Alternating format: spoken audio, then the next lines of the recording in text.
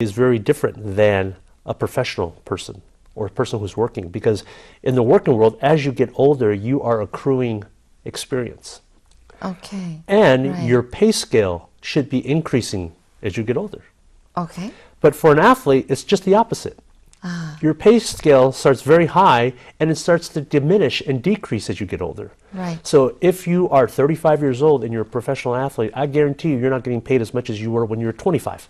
Oh, okay. So these two variables are unforgiving, and they're very not suitable for longevity. Whereas if you have an interest, or if you have a hobby and you want to make it into a career, it actually it accelerates as you get older, as you get more experienced, as you get more senior in your profession. There's the difference between athletes, and a regular working person. What's another profession besides sports that kind of goes along the same line, the theory that you've got here? I think anything that's more of entertainment, performers. Yeah? Yeah? Yeah, because what happens is that there's a, in the business, in the retail business, we call it a product cycle. So something comes out, whether it's a product, in the beginning it's real hot, like a fan. It comes out and everybody wants to buy it, and all of a sudden, say, wait a minute, this fan's been around the market for a couple of years now. And then they say, well, this fan's been in the market 20 years. And something like, I think performers maybe fit in that area as well. Okay. They have a product cycle, and then whether it's the era is changing or what have you, there's not a few that have the longevity like a Madonna, who can reinvent herself through the different ages. And those are the few who can be so lucky to. They're that 1/10 of 1%. Yeah. Same with athletics and athletes. I see. Did your parents teach you these values, or these, the way to look at life? I mean, what was your father doing before? I mean, my father was a businessman, and Yeah. he did a lot of import-export trading Okay. between Asia and the U.S. and vice versa. So I think from a very early age, I've seen and witnessed and experienced the hardships of owning your own business. Yeah. But in terms of the sports and this analogy in my frame of mind, my perspective, it really is from my own experience.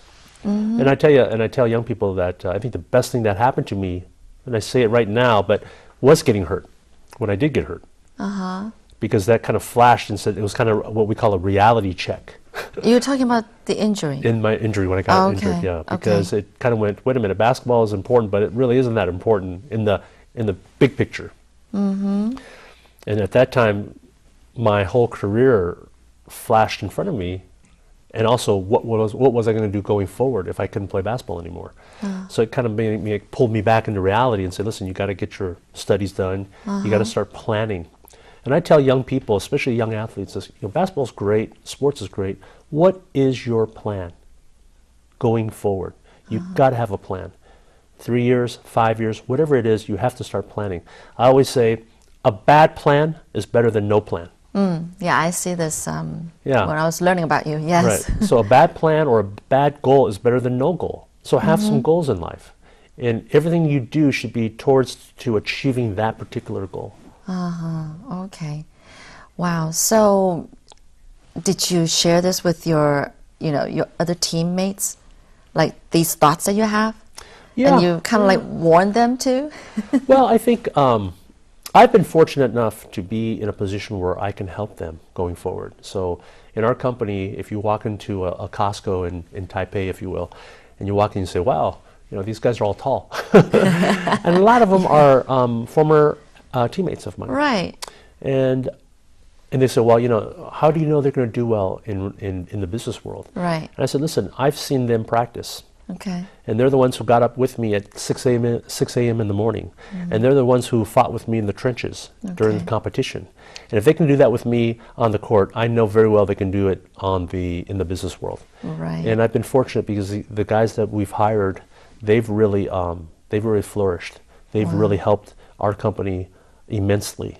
Okay. And all I did was give them an opportunity, give them a little crack in the door, and they took it from there. So I really have to commend them on their diligence and their ability to start from a very, very low level, or entry level, I should say, and work their way up. And they have that tenacity, they have that resilience. And I think a lot of people who maybe have not gone through the athletics, they don't have those qualities. And I think that separates, sometimes the athlete from a regular person as well. A non-athlete, I should say.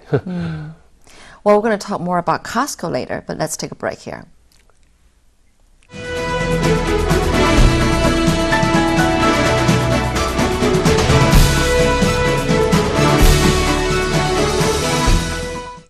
Welcome back to People. I'm Shirley Lin, and today I'm speaking with Richard Chang, who is the country manager of Costco Taiwan, which is a membership warehouse club. So, Richard, we were talking earlier how you actually hired quite a few athletes at your company, and you think they're a great asset to the company. Now, I understand, athletes are really into being driven and perseverance and everything. What other good qualities do you see in athletes working at any company, for that matter? I think athletes fundamentally have a sense of discipline. And I think it comes from sports. Yeah. We, from a very early age, have been trained to look at the clock. And when I say look at the clock, when you look at the clock, it's just not the game itself. Every game, most of the games have a start and a finish. Right. Whether it's basketball is 40 minutes or whatever. Okay, so we're already conditioned in that respect. But I think from an early age, we are conditioned to get up in the morning, 6 a.m. or whatever it is, to work or to go to practice. Practice is X amount of time, and then we go back and we have other schedules, whether it's for treatment or what have you. And that's very similar. There's a lot of parallels to life, especially in the business world. Everything's based on, I tell my friends, I said, my boss is not my boss is the clock. Because I know what time I have to go to work, I know what time I got meetings, I know what time, blah, blah, blah, blah. It's all based on the clock. So I think from a very early age, athletes are already accustomed to that. So it sounds like you guys are also learned to become very punctual. Very punctual. Not everybody's punctual, but if you're not punctual, you'll get penalized. The coach will maybe make you run for being late. But I think another asset that athletes have is that we're used to performing. It's not easy to sit or stand at the free throw line and shoot a free throw with tens of thousands of people watching you in the arena. I can't stand that and pressure. Hundreds of thousands watching you on a telecast. Yeah, how do you work with that? You just get accustomed to that. It's the same when you're at work. You are in front of a committee who's going to judge you on your performance, and your performance is a report or a presentation that you've prepared for. Another point is that we prepare many, many, many, many hours, many, many, many months for one game or one championship. Same in business. You prepare all that time for one presentation. And you know that this presentation, you have the audience, you have the board members here for one time and one time only. And that presentation has to be a home run, and the same as that championship game. So you have a lot of parallels. Okay, but that sounds like more for like a general manager, someone in your position. What about just a regular employee? No, I think it goes. I think it goes all the way up and down. He doesn't have to go do presentations. Well, every day. Just put it this way: every day when you walk into the Costco, let's say, you're being watched. Your performance being judged by your supervisor. So having that type of feeling from a very early age in athletics, you're kind of attuned to that. You kind of, it's kind of like, how would I say it? You're only as good as your last game. Okay. So, and for business, you're only good as your last year in sales. So if you do well in sports, you get the accolades. If you don't do well in sports, you get the criticism. And then you have to bounce back and says, okay, well, maybe we lost this game. Next game we'll do better. Same in business. This year you had a great year, so good job.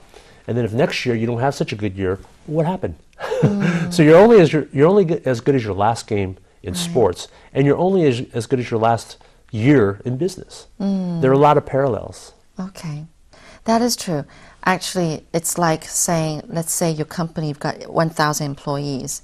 Now, as the number grows, each person that works for you can't just say, well, you know, I'm not that important. I'm just 1 in 1,000 or something like that. But actually, it does matter because of what you contribute actually does make a difference to the year-round, you know, revenue or whatever. Sure. So it's really teaching and also letting every employee know that you are important. Don't ever, you know, look down on what you play in this company, right? Yeah, it's interesting, Shirley, that you mentioned that because I tell, I coach younger kids. Yeah. And I tell them, I said, you know, basketball, and I use basketball because I'm familiar with basketball, but basketball is not about the 5 people on the court. Basketball is about the 12 people on the team because it takes 12 people to practice. Uh-huh. And there's people who don't get to play so often. They're important because they're helping the other players improve during practice. And without those players, the stars, quote unquote, or the starting 5 would not be able to compete against the other team. Same in business. You know, business, we always say we're as good as our weakest link. So we need to go down in the department and see which is our weakest department. We need to improve on that. And we need to look and say who are our weakest employees, and we need to improve them. Because a company or a team or organization is only as good as their weakest link. And we have to hone in on that, identify that, and find ways to support that. All right. Well, you know, I think when Costco came into Taiwan, which was how many years ago now? We opened our first warehouse in Kaohsiung, 1997.